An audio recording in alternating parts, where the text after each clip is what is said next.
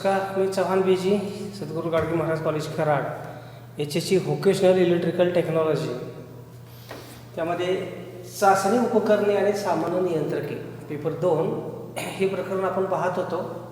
आणि विद्यार्थी मित्रो, या प्रकरणामध्ये आपण सेरीज टेस्ट लॅब हे जे चाचणी साधन आहे, सेरीज टेस्ट लॅब, आणि ह्या सेरीज टेस्ट लॅबविषयी आपण माहिती घेतली होती. हे सेरीज टेस्ट लॅबमध्ये मी तुम्हाला असं सांगितलं होतं की हा सेरीज टेस्ट लॅब आहे.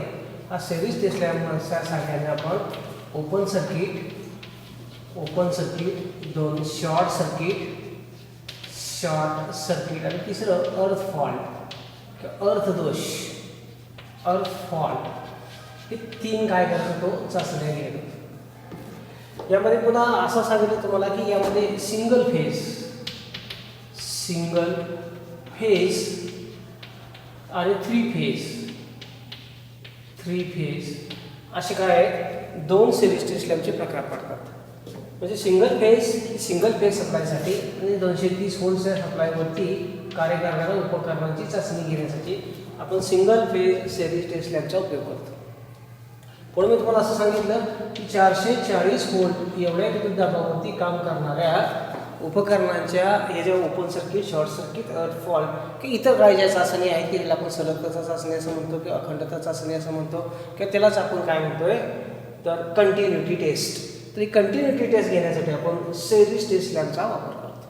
हा जो सेरीज टेस्ट लॅब आहे, हा सेरीज टेस्ट लॅब 3 फेजसाठी वापरत असताना आपल्याला काय करावं लागते, वेगळी अरेंजमेंट करावी लागते. आणि ती कशी करायची हे मी तुम्हाला यापूर्वी सांगितलेलं आहे. यानंतर त्याच्या पुढे आपल्याला दुसरं जे उपकरण पाहावं लागेल त्याचं नाव आहे निऑन टेस्टर.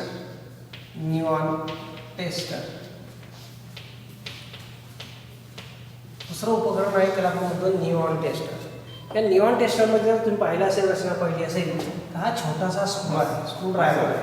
म्हणजे जी आकृती काढत बसण्यापेक्षा मी तुम्हाला छोट्या ह्याच्यामध्ये सांगतो कसा आहे ते निऑन टेस्टर.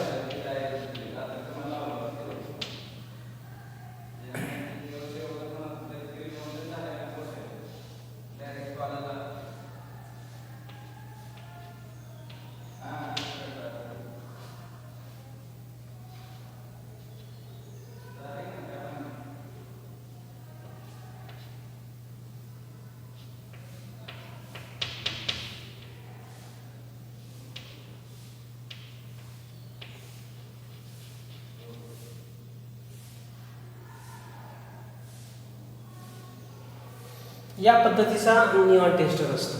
निऑन टेस्टरमध्ये ही जी निऑन टेस्टरची बॉडी आहे, ही निऑन टेस्टरची बॉडी PVC पासून तयार केलेली असते. म्हणजेच निऑन टेस्टरची जी बॉडी आहे ती बॉडीसाठी वापरलेलं जे मटेरियल आहे हे मटेरियल नेहमी इन्सुलेटिंग मटेरियल असतं. इन्सुलेटिंग याचा अर्थ अवाहकीय. म्हणजे या पदार्थामधून जे पदार्थ आपण मोठीसाठी वापरलेला आहे, हँडलसाठी वापरलेला आहे, त्याच्यामधून काय होत नाही, प्रवाह प्रवाहित होत नाही. हे जे पुढं तुम्हाला टोक दिसते याला आपण टीप असं म्हणतो. टीप, या टीपच्या सहाय्याने आपण काय करत असतो तर जे छोटे स्क्रू आहेत, स्मॉल स्क्रूज, हे जे स्मॉल स्क्रूज आहेत हे स्मॉल स्क्रू आपण काय करत असतो, घट्ट करत असतो किंवा सैल करत असतो. बघा, म्हणजे एखाद्या उपकरणाची जोडणी करत असताना त्याला जे टर्मिनल बॉक्स दिलेलं असते, ते टर्मिनल बॉक्स याचा अर्थ असा की या ठिकाणी आपण काय करतो, उपकरणाची जोडणी करतो. उदाहरणार्थ सांगायचं असेल तर हा आपल्याला टेबल फॅन आहे किंवा ट्यूबलाईट आहे. या ट्यूबलाईटला गेलेली कनेक्शन्स आहेत आणि यामध्ये एनर्जी इनपुट सप्लाय आहे. ती इनपुट सप्लाय त्या स्क्रूमध्ये जोडण्यासाठी, जोडून घट्ट करण्यासाठी, कनेक्शन्स करण्यासाठी आपल्याला या काय होतं निऑन टेस्टरचा उपयोग केला जातो. इथं जे मी तुम्हाला दाखवलेला हा लॅम्प निऑन लॅम्प आहे. निऑन लॅम्प म्हणजे निऑन लॅम्प हा साधारणतः अशा मोठ्या काचेच्या आकाराचा असतो. आतमध्ये बसला याच्यामध्ये काय असते, निऑन गॅस भरलेला असतो. हे 2 तारेले असतात. याच्यामध्ये निऑन गॅस आहे. निऑन गॅस, या निऑन गॅसचं वैशिष्ट्य असं आहे की निऑन गॅसला जर आपण काय केला, विद्युत दाबाचा पुरवठा केला तर त्यामध्ये जो गॅस आहे त्याचं आयनीभवन होऊन इथं काय होतं प्रकाश होतो, म्हणजे प्रकाशित होतो. तो गॅस आहे, हा गॅस काय होतो, प्रकाशित होतो. जसं ट्यूबलाईटमध्ये आपण बघितलं मर्क्युरी वापरतो, पारा, ज्याला आपण मराठीमध्ये पारा असं म्हणतो. मर्क्युरी त्याची संज्ञा काय, HG. हा HG गॅस आहे, हा HG गॅस वापरलेला असतो. आणि अशा HG गॅसमध्ये आपण पोटेन्शियल दिलं, म्हणजेच विद्युत दाब दिला, तर हे जे विद्युत दाब आहे, हे विद्युत दाबामुळे ह्याचं आयनीभवन होतं. आणि आयनीभवन झाल्यामुळे यातून प्रवाह व्हायला सुरुवात होते. बघा, याचे महत्त्वाचे घटक पाहत असताना आपण असं पाहूया. पहिला जो घटक आहे त्याला आपण हँडल असं म्हणूया, हँडल. दुसरा जो घटक आहे त्याला आपण काय म्हणूया, निऑन लॅम्प, निऑन लॅम्प. तिसरा जो घटक आहे यामध्ये वापरलेला ते स्प्रिंग आहे, स्प्रिंग. चौथा जो घटक आहे याला आपण म्हणतो current limiter register, current limiter resistance. Resistance म्हणजे रोध, रेजिस्टन्स. त्यानंतर त्याचं पुढचं जे आहे त्याला आपण काय म्हणतोय, सॅफ्ट. सॅफ्ट 6 त्याला असणारी टीप. त्यानंतर 7 त्याला काय आहे तर याला आहे इन्सुलेटिंग स्लीव, इन्सुलेटिंग स्लीव. आणि 8 नंबर जर तुम्ही पाहिला असेल तर त्याच्यामध्ये आहे काय, क्लिप. ही जी क्लिप आहे ही पेनासारखी क्लिप आहे. या क्लिपच्या साहाय्यानं आपण काय करू शकतो, हा जो टेस्टर आहे हा टेस्टर खिशाला अडकवू शकतो. म्हणजे कुठलंही इलेक्ट्रिशियनचं काम करत असताना या टेस्टरचा मोठ्या प्रमाणामध्ये उपयोग केला जातो. ही झाली याची रचना, याची रचना झाली. पण या सिरीज टेस्ट लॅम्पच्या साहाय्याने आपण आज कोणकोणत्या चाचण्या घेता येतात. तर सगळ्यात पहिली महत्त्वाची गोष्ट आहे, चाचणी घेण्यासाठी वापरलेले हे जे साधन आहे, ही पहिली चाचणी आपल्याला कंटिन्युटी घेता येते. कंटिन्युटी म्हणजे अखंडता चाचणी घ्यायला लागते. आणि ही चाचणी घेत असताना ही जर त्याची कॉईल असेल आणि याची जर आपल्याला अखंडता चाचणी घ्यायची असेल तर याला आपल्याला काय करावं लागते, सप्लायचा पुरवठा करावा लागतो. म्हणजे काय करावं लागते, फेज वायरची जोडणी करावी लागते. न्यूट्रल नाही जोडली तरी चालते. जर फेज वायर तुम्ही काय कराल, इथं जोडाल तर या कॉईलमधून किंवा हिटिंग एलिमेंटमधून काय होईल, प्रवाह प्रवाहित होईल आणि तो इथपर्यंत येईल. पण न्यूट्रल मार्फत त्याचं सर्किट पूर्ण न झाल्यामुळे तो इथंच थांबेल. आणि ज्यावेळी हा जो निऑन टेस्टर आहे, हा निऑन टेस्टर ज्यावेळी तुम्ही या इकडच्या टोकाला स्पर्श कराल त्यावेळी काय होईल, निऑन टेस्टरचं सर्किट पूर्ण होईल. आणि हा जो निऑन लॅम्प आहे, हा निऑन लॅम्प तुम्हाला काय सांगेल तर या कॉईलमध्ये, या हिटिंग एलिमेंटमध्ये काय आहे, कंटिन्युटी आहे. म्हणजे खंडता नाही, अखंडता आहे, खंडता नाही. अशा पद्धतीने आपल्याला काय करता येतं, त्या निऑन टेस्टरचा वापर चाचणी घेण्यासाठी करता येतो. दुसरा ह्याचा उपयोग असा सांगितला की जे छोटे स्क्रूज आहेत, हे छोटे स्क्रूज आपल्याला सैल आणि घट करण्यासाठी वापरावे लागतात. म्हणजे याचा उपयोग होतो. अनेक वेळा आपण मोठ्या स्क्रूड्रायव्हरच्या साहाय्याने जे टर्मिनल कनेक्टर आहे ते टर्मिनल कनेक्टरमध्ये काय करत असतो, कनेक्शन्स करत असतो. आणि इथं वापरलेलं स्क्रूड्रायव्हरचं टोक जर हे असं मोठं असेल, बघा असं जर मोठं असेल तर यामध्ये ते बसत नाही. आणि हे जे टर्मिनल कनेक्टर आहेत हे टर्मिनल कनेक्टर काय होतं, तुटून खराब होतं. म्हणून नेहमी लक्षात ठेवणं आवश्यक आहे, जे छोटे स्क्रू आहेत की ज्याचं आपण कनेक्शन्स करणार आहोत, हे कनेक्शन करण्यासाठी आवश्यक असणारं महत्त्वाचं टूल म्हणजे कोणतं, हे निऑन टेस्टर. हे निऑन टेस्टर आहे. हा निऑन टेस्टर आपल्याला बाजारामध्ये 250 व्होल्ट, बघा मी काय सांगते ते, किंवा 500 व्होल्ट, 500 व्होल्ट AC आणि DC अशा दोन्हीमध्ये मिळतो. म्हणजे निऑन टेस्टर घेत असताना जर तुम्ही हा 250 व्होल्ट इतक्या विद्युत दाबाच्या काही इतक्या तपशिलाचा जर तुम्ही काय घेतला, हा निऑन टेस्टर खरेदी केला, तर मात्र एक गोष्ट लक्षात ठेवा की हा फक्त सिंगल फेजवरतीच आपल्याला वापरता येईल. तो 3 फेजवरती वापरता येणार नाही. 3 फेजवरती जर मला निऑन टेस्टर वापरायचं असेल तर त्याचं इन्सुलेशन आहे की त्याचं जे वर्किंग काय आहे, व्होल्टेज आहे ते 500 व्होल्ट असायला हवं. म्हणजे 500 व्होल्ट विद्युत दाबाला वर्किंग करणारा असा जर निऑन टेस्टर असेल तर तो तुम्ही 3 फेज सप्लायसाठी वापरू शकता, 440 व्होल्टसाठी वापरू शकता. अन्यथा तो जर 250 व्होल्ट एवढाच जर असेल तर तो सिंगल फेज काय, सिंगल फेज सप्लाय म्हणजे 230 व्होल्टवरती तुम्ही त्याचा वापर करू शकता. असा 230 व्होल्टवर वापर करणारा टेस्टर चुकून तुम्ही 440 व्होल्टवरती जर वापरला तर तुम्हाला काय होतं, शॉक बसण्याची जास्त शक्यता असते. त्यामुळे नेहमी लक्षात ठेवा मित्रांनो की टेस्टरचा वापर करत असताना 440 व्होल्टसाठी तुम्ही 500 व्होल्ट AC विद्युत दाब असणारा किंवा DC विद्युत दाब असणारा टेस्टर हा AC आणि DC दोन्हीही सप्लायवरती कार्य करतो. तो नुसारच AC सप्लायवरती कार्य करतो असं नाही, तर तो दोन्ही सप्लायवरती कार्य करतो. आणि म्हणून बाजारात विकत घेत असताना किंवा खरेदी करत असताना तुम्ही टेस्टर हा कसा घ्यायला हवा, 500 व्होल्ट या स्पेसिफिकेशनचा टेस्टर तुम्ही घेणं आवश्यक आहे. आणि याची जी कंपनी आहे ते माझ्या माहितीनुसार काय, टपारिया नावाची एक चांगली कंपनी आहे. या कंपनीचे टेस्टर बाजारामध्ये मिळतात. अनेक कंपनीचे टेस्टर बाजारामध्ये मिळतात. त्यातल्या काही कंपनी आहेत एव्हरीडे, त्यानंतर एक आहे पायलट कंपनीचे जरा मोठे काय म्हणतात टेस्टर आपल्याला बाजारामध्ये मिळतात 500 व्होल्टचे, की ज्याचा आपण उपयोग स्क्रू ड्रायव्हर म्हणून सुद्धा करू शकतो. टपारियामध्ये असे काही सेट्स आहेत की ज्या सेटमध्ये ही टपारिया नावाची काय आहे कंपनी आहे.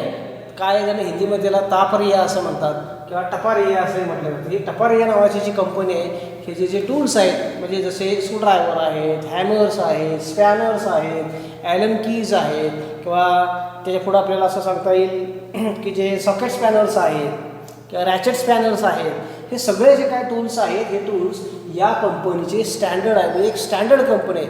जसे आपल्याला टेलिव्हिजन सेटमध्ये काय आहे सोनी किंवा सॅमसंग किंवा LG या स्टँडर्ड कंपनीज आहेत, तसे ही टपारिया नावाची जी कंपनी आहे टूल्समध्ये काय आहे स्टँडर्ड आहे. अशा स्टँडर्ड कंपनीचे काय करा तुम्ही टूल्स घ्या. इलेक्ट्रिकलवरती लाईव्ह वायरवरती काम करत असताना आपल्याला प्रॉपर टूल असणं आवश्यक आहे. आणि म्हणून हे निऑन टेस्टर जो आहे हा निऑन टेस्टर आपल्याला काय करायचा आहे, तर हा 500 व्होल्टचा घ्यायचा आहे. टपारिया कंपनीचा घ्या किंवा एव्हरीडेचा घ्या किंवा पायलट या कंपनीचा घ्या किंवा आणखीन जी कुठली कंपनी असेल. मात्र हे टेस्टर घेत असताना तुम्ही बाजारामध्ये किंवा मंडळीमध्ये हातगाड्यावर विकायला जे मिळणारे जे टूल्स आहेत ते टूल्स मात्र घेऊ नका. कारण आपला डायरेक्ट काय होणार आहे विजेशी किंवा विजेच्या दाबाशी संपर्क येणार आहे. आणि अशा वेळी जर आपण टूल काय केलं कमी दर्जा असणारं जर घेतलं तर तिथं अपघात होण्याची शक्यता असते. हे हँडल मी तुम्हाला सांगितलं PVC पासून बनवलेला असतो, तो ट्रान्सपरंट असतो. ट्रान्सपरंट याचा अर्थ पारदर्शी असतो. काय असतो, पारदर्शी असतो. हे निऑन लॅम्प आहे, हा निऑन गॅसपासून तयार केलेला लॅम्प आहे. त्यानंतर स्प्रिंग आहे. या ठिकाणी आपण स्प्रिंग बसवलेली आहे की जेणेकरून सर्किट कंप्लीट करायचं काम किंवा त्याच्यावर दाब द्यायचं काम कोण करत असेल, स्प्रिंग करत असेल. त्याच्या पाठीमागे या बाजूला असं काय असतं स्क्रू कॅप असते. काय असते, स्क्रूसारखी कॅप असते आणि त्याला थ्रेड असतात आणि त्या साईडने इथे काय केलं असते पॅक केले असतात. त्या थ्रेडमध्ये जे एक क्लिप बसवलेली असते. काय केलेली असते, क्लिप बसवलेली असते. ही जी क्लिप आहे ही क्लिप मी तुम्हाला इथे ही क्लिप आहे. ही क्लिप आपण कशासाठी पाहिली, खिशामध्ये आपल्याला काय होतं पॉकेटला अडकवण्यासाठी किंवा शर्टला अडकवण्यासाठी. जर आपण उंचावरती काम करणार असो किंवा आपण टेबलवरती काम करणार असो तर सगळेच टूल्स आहेत ते आपल्या टेबलवरती ठेवता येत नाहीत. तर हा वापरायला सोपा जावा या पद्धतीनं याला ही क्लिप्स लावलेली असते. आणि इथं काय केलेलं आहे एक इन्सुलेशनची काय स्लीव म्हणजे पोकळ नळी काय म्हणतात त्याला, अशी पोकळ नळी काय केलेली असते की या सॅपवरती तुमचा हात लागू नये किंवा स्पर्श जरी झाला काम करताना तर तुम्हाला शॉक लागू नये म्हणून काय केलेली असते ही स्लीव बसवलेली असते. काय बसवलेली असते, स्लीव बसवलेली असते. पुढं जे टोक आहे ते टोक काय आहे MS स्टीलपासून तयार केलेलं असतं. आधी जे MS स्टील आहे हे काय केलं त्याला हार्डनिंग केलेलं असतं. हार्डनिंग याचा अर्थ त्याला काय म्हणतो आपण आपल्या भाषेमध्ये मराठी भाषेमध्ये किंवा व्यवहारामध्ये त्याला पाणी देणं असं म्हटलं जातं. हीट ट्रीटमेंट दिलेली असते आणि त्यालाच आपण हार्डनिंग केलेलं असतं. म्हणजे टोक आहे हे टोक कठीण केलेलं असतं. म्हणजे हे कठीण करण्याच्या प्रक्रियेमध्ये हे जो सॅप आहे हा सॅप पुढचं टोक आहे पुढचं टोक रेड हॉट कंडिशनला गरम केलं जातं आणि ते एका विशिष्ट पद्धतीने म्हणजे एखाद्या द्रवामध्ये बुडवून एखाद्या पाण्यामध्ये बुडवून ते तात्काळ थंड केलं जातं. कमीत कमी वेगामध्ये आपण थंड केल्यामुळं त्या लोखंडामध्ये म्हणजे ह्या आयर्नमध्ये किंवा ह्या पोलादामध्ये काय होतं कठीण जे काय आहे त्याला आपण हार्डनेस म्हणतो, हा हार्डनेस डेव्हलप होतो. असा हार्डनेस डेव्हलप झाल्यामुळं काय होत असतं स्क्रू तुम्ही पिळत असताना काय करत असताना सैल किंवा घट्ट करत असताना हे जे टोक आहे हे टोक काय होता कामा नये, तुटता कामा नये किंवा त्याचा आकार बदलता कामा नये. अनेक वेळा जर तुम्ही पाहिलं असेल तर बऱ्याच जणांचे हे स्क्रू निऑन टेस्टर आहेत ही टोकं अशी कोपऱ्याला तुटलेली असतात. त्याचं एक मोठं महत्त्वाचं कारण असं आहे की टेस्टरच्या सहाय्याने आपण फक्त छोटे स्क्रू टाईट आणि काय करतोय सैल करतोय म्हणजे लूज करतोय. जर तुम्ही याच्या सहाय्याने मोठमोठे स्क्रूसुद्धा करायला लागला सैल आणि घट्ट करायला लागला तर हे टोकं आहेत ही टोकं काय होतात तुटतात आणि मग असा टेस्टर तुमचा काय होतं बिनकामाचा ठरतो. या टेस्टरच्या सहाय्यानं आणखी सगळ्यात महत्त्वाचा यातला जर भाग सांगायचा असेल तर हा करंट लिमिटर रजिस्टर. याच्यामध्ये हा करंट लिमिटर रजिस्टर टाकलेला असतो बघा इथं.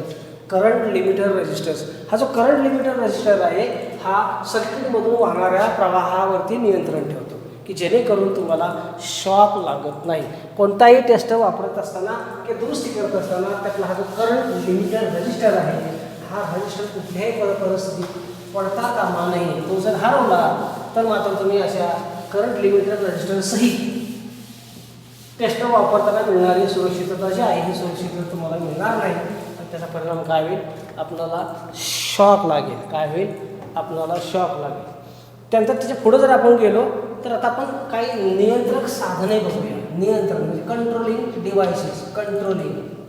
कंट्रोल करण्यासाठी जे आपण काय वापरतो, डिव्हायसेस वापरतो.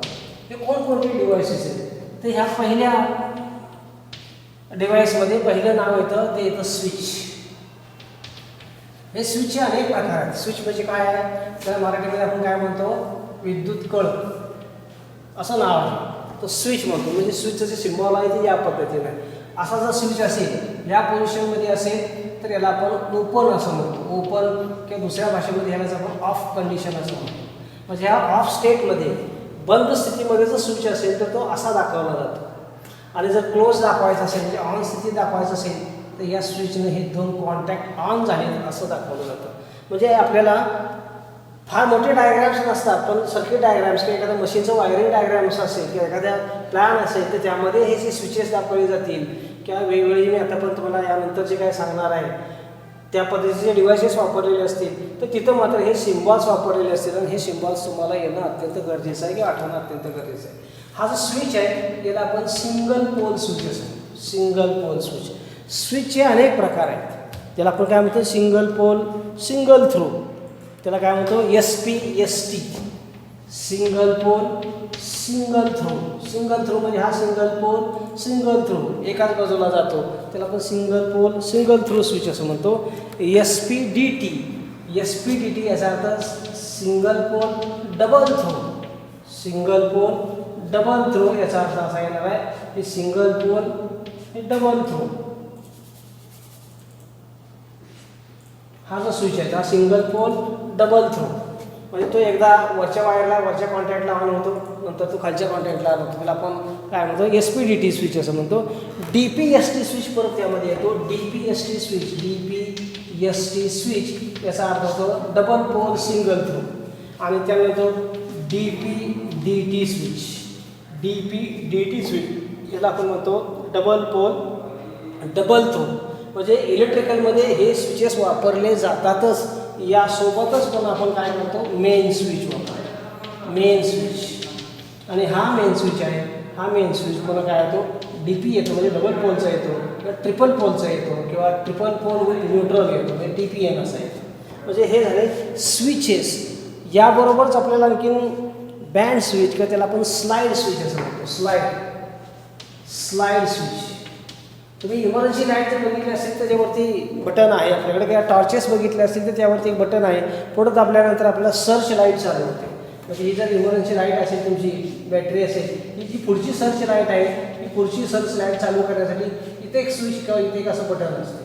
हे पुढच्या बाजूला आपण ढकललं की काय होतं ही लाईट लागते आणि पाठीमागच्या बाजूला ढकलली की इथं जे LED लावलेली असतात ती LED लागतात. म्हणजे याचा अर्थ इथं वापरलेले जे स्विच आहेत ते काय होतात स्लाईड होतात. स्लाईडमध्ये घसरतात. स्लाईड स्विच म्हणून त्याला आपण स्लाईड स्विच असंही म्हणतो किंवा त्याला आपण काय म्हणतो बँड स्विच असंही म्हणतो. अलीकडं रेडिओ सेट्स वापरले जात नाहीत पण पूर्वी आपण रेडिओ सेटचा वापर करत होतो आणि त्यामध्ये काय असायचं बँड सिलेक्शनसाठी MW म्हणजे मिडियम वेव्हज, त्यानंतर FM वेव्हज आणि त्यानंतर शॉर्ट वेव्हज SW असे 3 बँड आहेत रेडिओमध्ये. ह्या 3 बँडमध्ये काय केलं जातं जसं आपल्या रेल्वे स्टेशन्स असतात त्या पद्धतीने हे बँड्स असतात. हा SW म्हणजे शॉर्ट वेव्ह बँड्स की ज्याच्यावर तुम्ही सिलोन वगैरे काय आहे असे स्टेशन्स वापरत होता. हा जो काय आहे तो मिडियम वेव्हज बँड आहे आणि हा मिडियम वेव्हज बँड आपण पूर्वी वापरत होतो. आणि जर सांगलीला गावचा आकाशवाणी केलं होतं सांगली आणि त्यामुळं आपल्याला MW म्हणजे असं वाटायचं सांगलीहून मराठी कार्यक्रम असायचे आपल्याला वाटतं मराठी बँड काय बँड आहे तो मराठी बँड नाही MW बँड आहे आणि हा FM आहे. अलीकडे आपण हे सगळे FM बँड वापरतो. काय करतोय FM बँड वापरतोय. म्हणजे हे जे FM बँड आहे हे FM बँड कशासाठी वापरले जातात तर ह्यांचं फ्रिक्वेन्सी मॉड्युलेशन असं त्याचं नाव आहे. आणि जसं आपण एखादं CD ऐकतो, CD म्हणजे काय कॉम्पॅक्ट डिस्क की ज्याच्यामध्ये फक्त साऊंड जिथं त्याची क्वालिटी आहे ती प्रचंड चांगली असते आणि प्रचंड चांगल्या क्वालिटीसाठी हा FM बँड वापरला जातो. MW SW बँडमध्ये डिस्टॉरेशन्स येतात आणि असे डिस्टॉरेशन्स आपल्याला काय असतात ऐकत असताना डिस्टर्ब करत असतात किंवा त्याला आपल्याला काय करता येत नाही आनंद घेता येतो. तर हा अशा प्रकारचे स्विच आहे हे स्विच सर्किट कंट्रोलसाठी वापरले जातात. दुसरा जो आहे तर आपण म्हणतो थर्मोस्टॅट. थर्मोस्टॅट हा जो थर्मोस्टॅट आहे त्या थर्मोस्टॅटमध्ये काय केले आपण तर तापमानाने किंवा तापमानाने काय करतोय आपण धातूचे प्रसरण हे तत्व वापरले जाते. मात्र हे जे प्रसरण आहे हे प्रसरण धातूचं होत असतं. आपण काय करतो भिन्न धातू वापरतो, याचा अर्थ अनेक धातू वापरतो म्हणजे 2 धातू वापरतो आणि हे 2 धातू जे आहेत हे 2 धातू काय होतात वेगवेगळ्या काय होतात लांबीमध्ये प्रसरण पावतात आणि हे ते दाखवण्याची काही अशी पद्धत आहे. त्यामुळे आपण कंट्रोलमध्ये जिथे थर्मोस्टॅट वापरलेला असेल त्या थर्मोस्टॅटमध्ये अशा पद्धतीचं काय केलं जाईल एक द्विधातूची पट्टी वापरली जाईल आणि ती जर गरम झाली तिला जर आपण उष्णता दिली तर तिचं प्रसरण होतं आणि हे झालेलं प्रसरण आहे हे असमान होतं. असमान का होतं तर प्रत्येक धातूचा कोइफिशियंट म्हणजे आपण काय उष्णतेनं प्रसरण पावण्याचा गुणांक हा गुणांक वेगवेगळा असतो आणि त्याचा परिणाम असा होतो की ही जी पट्टी आहे ही पट्टी काय होते बेंड होते. ही पट्टी बेंड झाल्यामुळं काय होते हे जे इलेक्ट्रिकल कनेक्शन्स आहेत हे इलेक्ट्रिकल कनेक्शन बंद होतात. बघा म्हणजे कंट्रोल करण्यासाठी आपण जे वापरतोय काय आहे ते थर्मोस्टॅट आहे. ते थर्मोस्टॅटमध्ये अशी द्विधातूची पट्टी वापरली जाते. त्यानंतर आहे ते त्याला आपण म्हणतो ओव्हरलोड स्विच. हा जो ओव्हरलोड स्विच आहे यामध्ये सुद्धा काय केलं जातं अशीच द्विधातूचीच पट्टी वापरलेली असते. फक्त फरक एवढा आहे की हा थर्मोस्टॅट आहे हा थर्मोस्टॅट आपण गिझरमध्ये वापरतो. हा थर्मोस्टॅट आपण कुठे वापरतो आणखी बॉयलरमध्ये वापरतो. हा तंदूरमध्ये वापरतो, राईस मेकरमध्ये वापरतो. आणि हा जो ओव्हरलोड स्विच आहे हा ओव्हरलोड स्विच आपण मिक्सरमध्ये वापरतो. मिक्सरच्या बॉटम प्लेटला मिक्सर जर आपण उलटा केला तर खालील बाजूस आपल्याला काय होतं लाल त्याला काय असणारा लेवर असणारा एक स्विच बघायला मिळतो आपल्याला आणि तो स्विच म्हणजेच ओव्हरलोड स्विच. असा हा ओव्हरलोड स्विच आहे. तर बघा मी काय काय सांगितलं तुम्हाला ओव्हरलोड स्विच, थर्मोस्टॅट आणि स्विचेस. याबरोबरच आपण फ्यूजसुद्धा वापरतो. फ्यूजचे आपण प्रकार थोडे पाहिले होते. हा फ्यूज काय करतो तर नेहमी सिरीजमध्ये जोडलेला असतो. फ्यूज हा सिरीजमध्ये जोडलेला असतो आणि तो फेज वायरच्या सिरीजमध्ये असतो. याचा अर्थ न्यूट्रलमध्ये आपण फ्यूज जोडत नाही अशातला भाग नाही.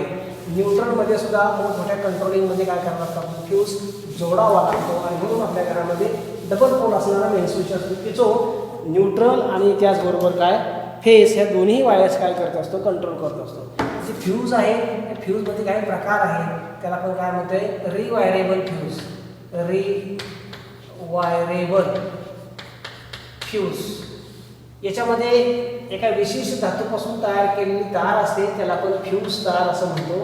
ही जी फ्यूज तार आहे हे फ्यूज तारेचं विचलन बिंदू हा काय केलेला असतो ठरलेला असतो आणि तेवढं तापमान निर्माण होण्यासाठी आवश्यक असणारा करंट मग तो 5 एम्पियर असेल किंवा 10 एम्पियर असेल त्यानुसार तो करंट ठरला जातो. आणि म्हणून आपण मग अशा वायरला 5 एम्पियरची फ्यूज वायर, 10 एम्पियरची फ्यूज वायर अशा वेगवेगळ्या एम्पियर रेटिंगच्या फ्यूज वायर्स असं आपण म्हणत असतो. ही रिवायरेबल वायर फ्यूज आहे हिलाच आपण किटकॅट फ्यूज असं म्हणतो. ही जी रिवायरेबल फ्यूज आहे हिचा वापर आपण काय करतो सामान्य व्यवहारामध्ये हिचा वापर जास्त मोठ्या प्रमाणामध्ये केला जातो. आपल्या घरामध्ये असणारी जी फ्यूज आहे ही रिवायरेबल फ्यूज आहे.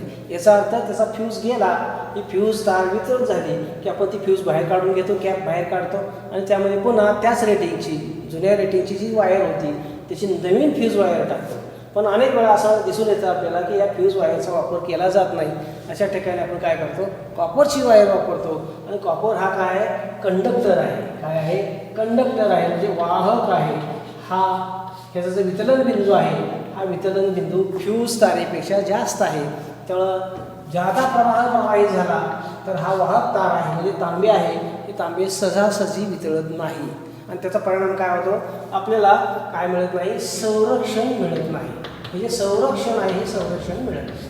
म्हणून ही फ्यूज आहे, ही रिवायरेबल फ्यूज. दुसरी फ्यूज आहे तिला आपण कार्ट्रीज फ्यूज असं म्हणतो. कार्ट्रीज जसं कम्प्युटरमध्ये प्रिंटर असतो आणि त्याला कार्ट्रीज असते, त्या पद्धतीने हा कार्ट्रीज फ्यूज असतो. या कार्ट्रीज फ्यूजच्या रचनेमध्ये एक असं काय असतं, सीलबंद काय आहे, एक केस असते. एक केसला हे 2 टर्मिनल्स असतात आणि यामध्ये काय केलेलं असते, एक वायर जोडलेली असते आणि याच्यामध्ये काय असते, ऑक्साईड पावडर असते. ही जी ऑक्साईड पावडर आहे, ही ऑक्साईड पावडर इन्सुलेटर म्हणून कार्य करते. ज्यावेळेस जादा प्रवाह वाहतो त्यावेळी ही तार आहे फ्यूज होते आणि इथं स्पार्क होतो किंवा धूर तयार होतो. ते सगळंच्या सगळं आहे ते ॲब्सॉर्ब करायचं काम, तिथल्या तिथं थांबवायचं काम हे ऑक्साईड पावडर करत असते. म्हणजेच हे कार्ट्रीज फ्यूज आहे. ही कार्ट्रीज फ्यूज काय करतो आपण, इंडस्ट्रीमध्ये जास्त वापर केला जातो. घरगुती वापरामध्ये हे कार्ट्रीज फ्यूजचा वापर जास्त केला जात नाही. म्हणून त्याला जे ऑक्साईड पावडर म्हणतो, ही ऑक्साईड पावडर त्यामध्ये वापरलेली असते किंवा कधी कधी त्यामध्ये सिरॅमिक पावडर असं म्हटलं तर त्याला पावडरसुद्धा वापरली जाते. तिसरा जो फ्यूज आहे त्याला आपण म्हणतो HRC फ्यूज.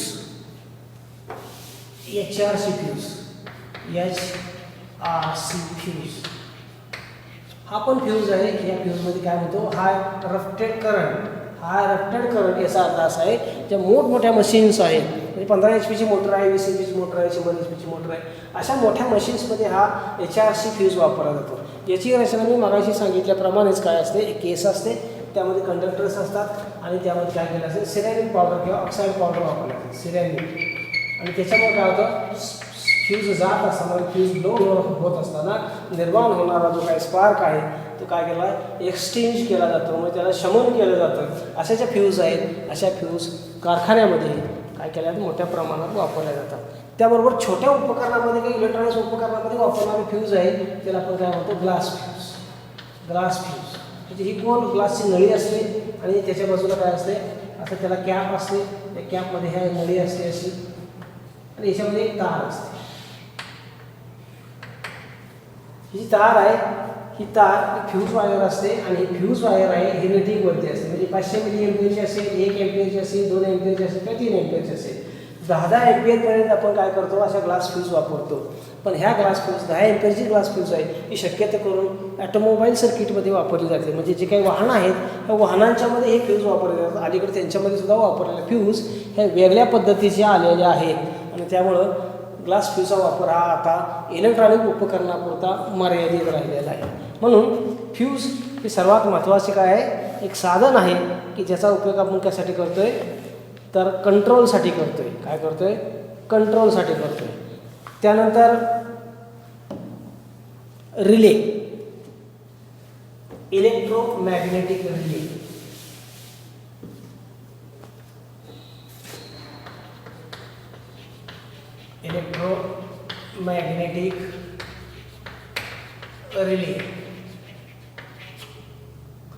बघा, रिले म्हणजे काय असेल,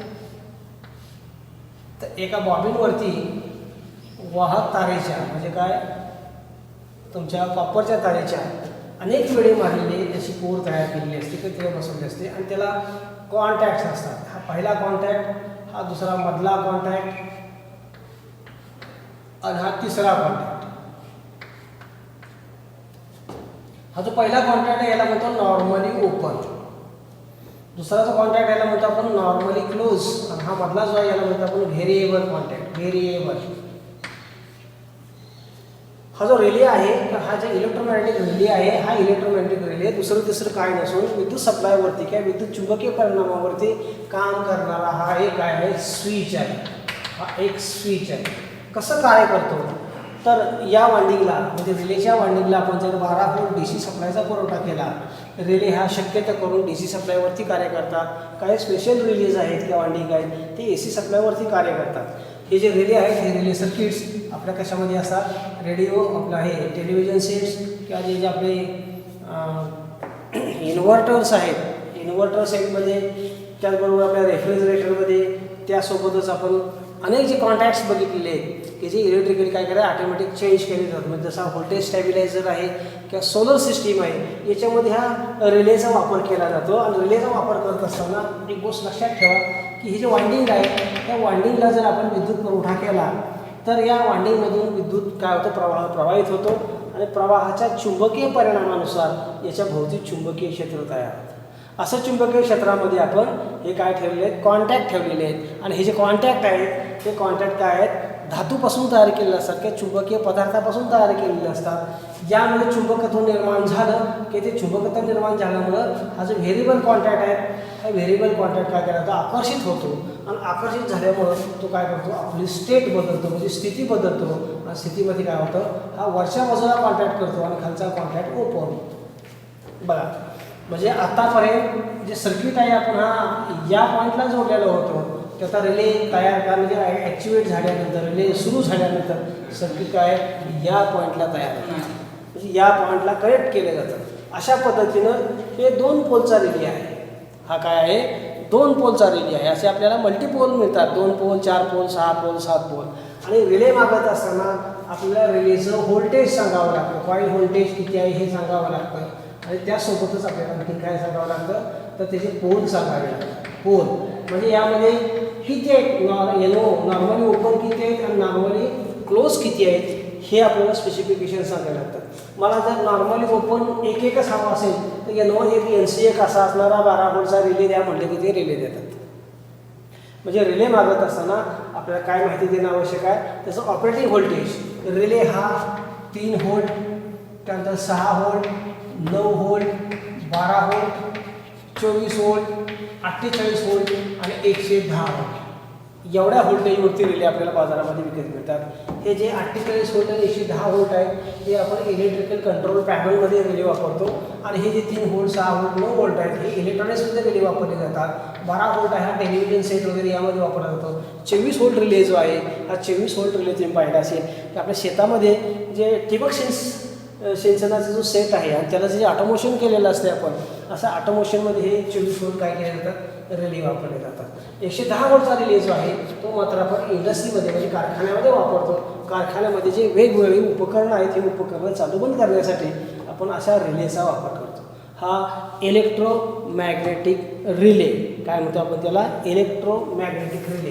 तिसरं जे पुढचं जे काही नियंत्रण साधन आहे त्याचं नाव आहे थर्मोकपल.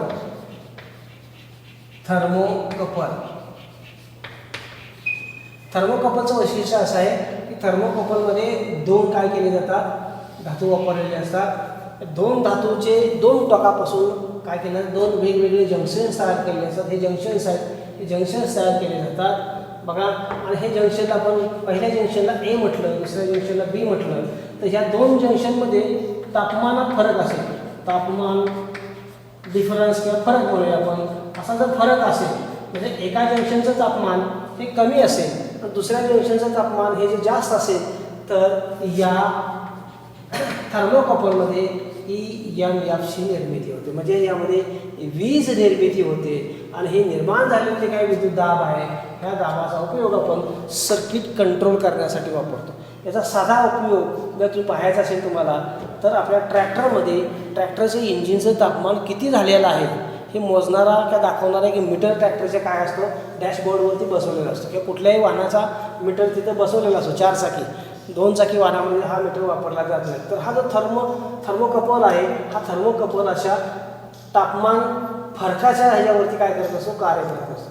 यालाही आपण काय करतो कंट्रोल साधन असं म्हणतो. आणि थर्मोकपलचा उपयोग मी तुम्हाला सांगितलं PVC पाईप किंवा केबल निर्माण करणाऱ्या कंपनीमध्ये किंवा त्या मशीनमध्ये फार मोठ्या प्रमाणामध्ये केला जातो. त्यानंतर बायमेटल रिले त्यालाच आपण काय म्हणते द्विधातूची रिले द्विधातू रिले.